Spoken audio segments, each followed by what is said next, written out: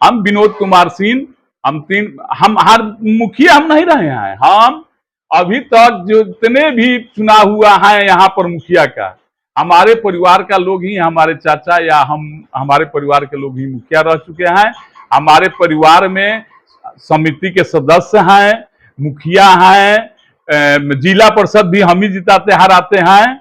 और जब से ये पंचायती राज है, हमारे पास ही मुखिया का भी और जिला परिषद और समिति का मेंबर लोग रहते हैं। किशोर जी के विचारधारा इतना सुंदर मुझे लगा।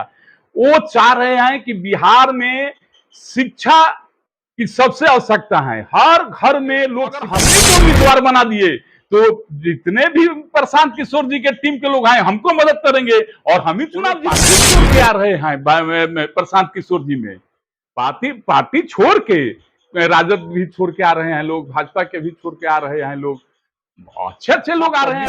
काम करेंगे तो कभी ना कभी पब्लिक मुझे मौका देगी और मैं विधायक चुने जाएंगे।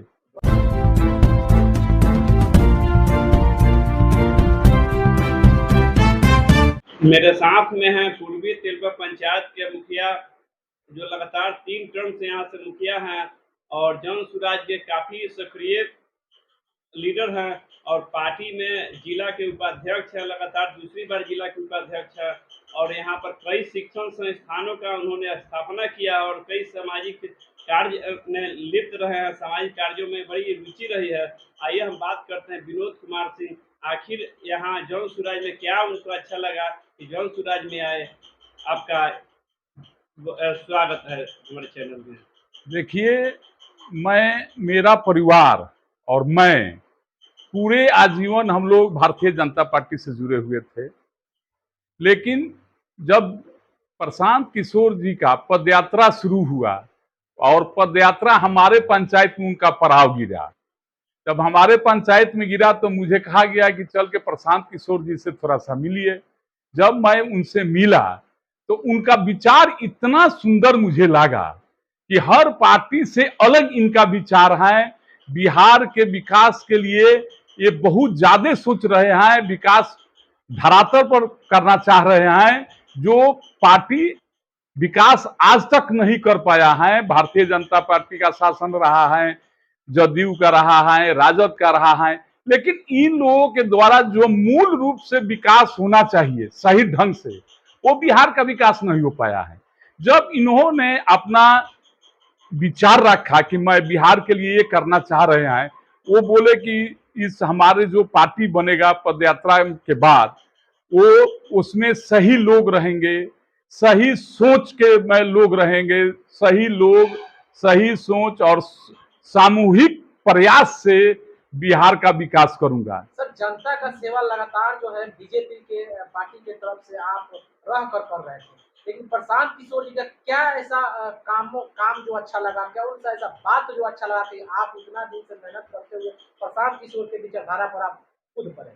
हाँ, मैंने प्रशांत किशोर जी के वही तो बोल रहा हूँ, प्रशांत किशोर जी के विचारधारा इतना सुंदर मुझे लगा। वो चाह रहे हैं कि बिहार में शिक्षा की सबसे आवश्यकता है, हर घर में लोग शिक्षित हो जाए, हर व्यक्ति शिक्षित हो जाए और जो बिहार का पलायन है, बिहार में जो बेरोजगारी है, उस बेरोजगारी को मैं दूर करूं। तो बिहार में दो ही मेन समस्या है, शिक्षा का और बेरोजगार का। यहाँ के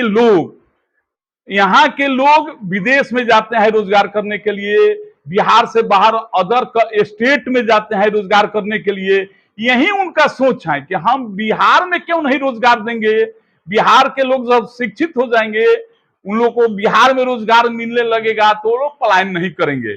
मान लीजिए पलायन करने में कितना प्रॉब्लम है, वहां 24-24 घंटा लोग मजदूर काम करते हैं, पेमेंट नहीं मिलता है अच्छा से, वो लोग घर आते हैं, घर आने में ट्रेन में देखते हैं कि आधा पैसा ट्रेन में टीटी और एथी ले लेते हैं, जो भी कमाते हैं उसका 50% रुपया तो उसी स्टेट में रह जाता है। वो लोग लाते हैं कहाँ अपना परिवार के जीविका के लिए, बहुत कम राशि लेकर आते हैं।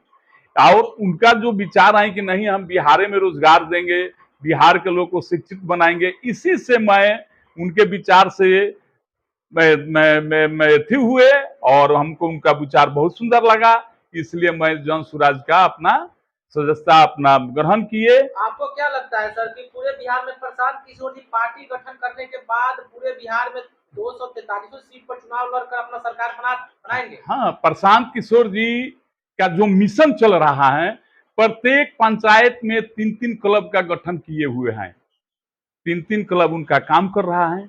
एक क्लब में मिनिमम से मिनिमम 50 आदमी हैं, तो एक पंचायत में 150 आदमी हो गया।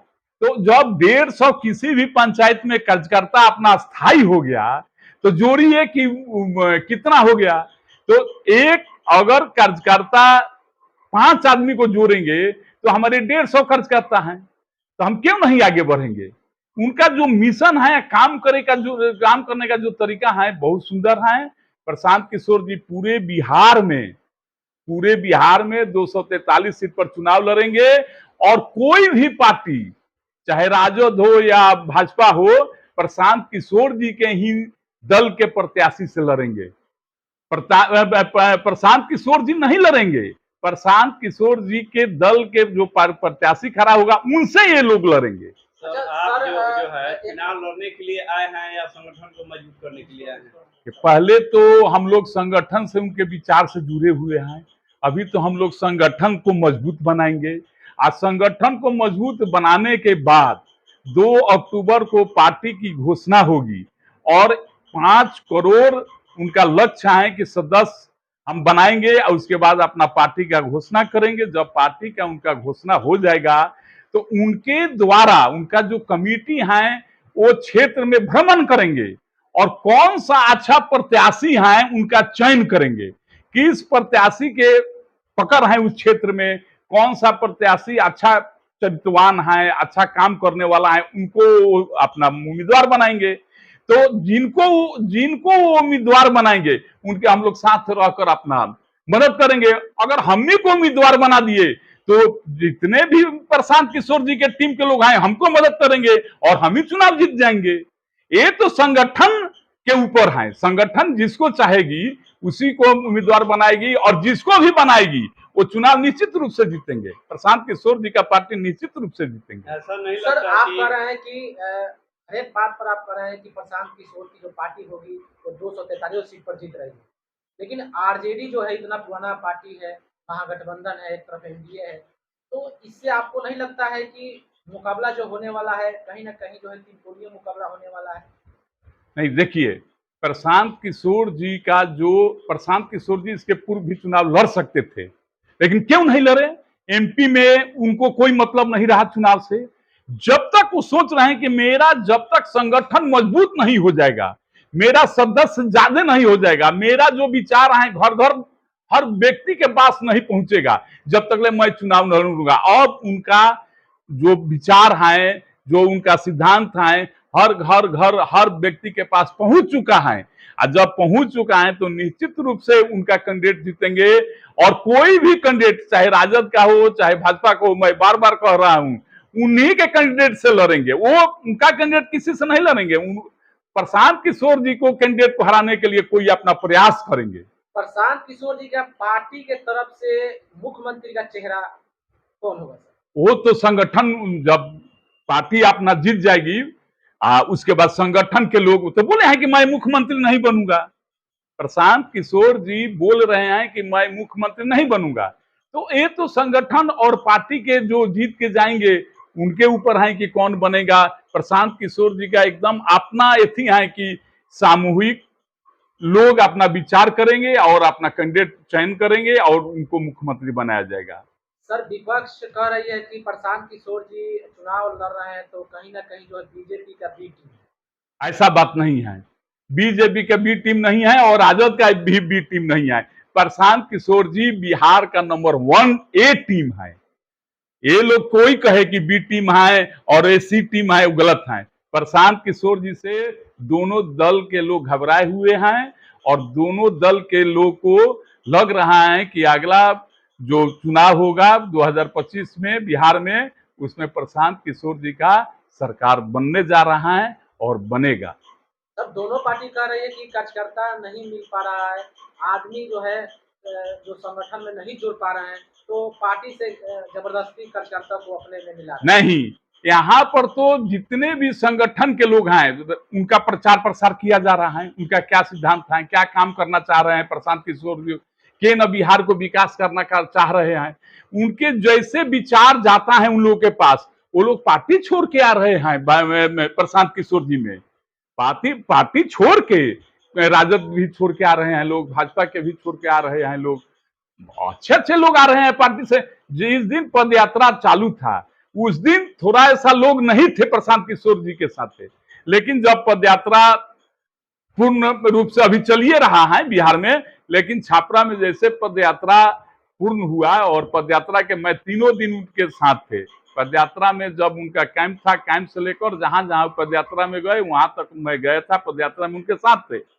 लेकिन पद यात्रा के बाद अब जितने भी लोग को लग रहा है कि नहीं भाई उनका बिहार में सोच अच्छा है, बिहार को का विकास करना चाह रहे हैं, कोई भी आजकल चुनाव हुआ है, आप देखिएगा कोई भी पार्टी शिक्षा के नाम पर वोट मांगा है कि आपके परिवार को हम शिक्षित कर देंगे, चाहे राजद या भाजपा, शिक्षा के मामला पर कोई वोट नहीं मांगा है कि हम बिहार के जनता को शिक्षित कर देंगे। एक प्रशांत किशोर जी ही हैं कि बेरोजगारी और शिक्षा के नाम पर पब्लिक से वोट मांग रहे हैं और उन्हीं पर वो अपना फोकस बनाए हुए हैं, उसी को दूर करना चाह रहे हैं बिहार से। सर जाते जाते अपने क्षेत्र खासतौर छपरा विधानसभा क्षेत्रवासियों को अपने तरफ से क्या संदेश दीजिएगा? हम तो छपरा के निवासियों लोग को धन्यवाद देते हैं कि इतना लोग संगठन से हमारे जुड़ गए और बहुत बड़ा हम लोग को रोज मीटिंग चल रहा है। अभी मैया में मीटिंग आज हुआ था, सदर प्रखंड के कमेटी का गठन का और अध्यक्ष के लिए तो घोषणा किया गया है कि अजय कुमार सिंह खलपुरा के जो हैं पूर्व मुखिया, जो 3 टर्म मुखिया रह चुके हैं, वो अध्यक्ष चुने गए हैं और बाकी कमेटी का गठन हुआ है, कमेटी का घोषणा किया गया है। सर अपना परिचय दीजिएगा। हम विनोद कुमार सिंह, हम हर मुखिया हम नहीं रहे हैं, हम अभी तक जितने भी चुनाव हुआ है यहाँ पर मुखिया का, हमारे परिवार का लोग ही, हमारे चाचा या हमारे परिवार के लोग ही मुखिया रह चुके हैं।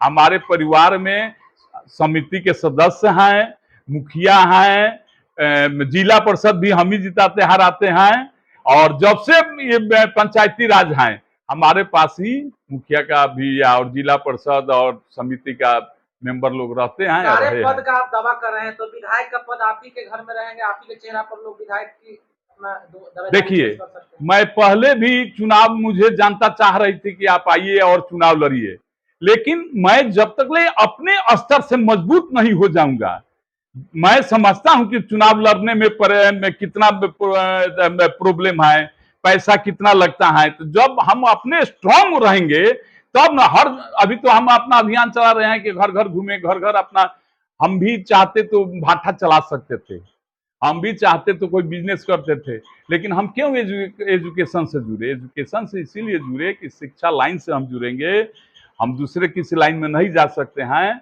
और अच्छा पब्लिक के लिए काम करेंगे तो कभी ना कभी पब्लिक मुझे मौका देगी और मैं विधायक चुने जाएंगे।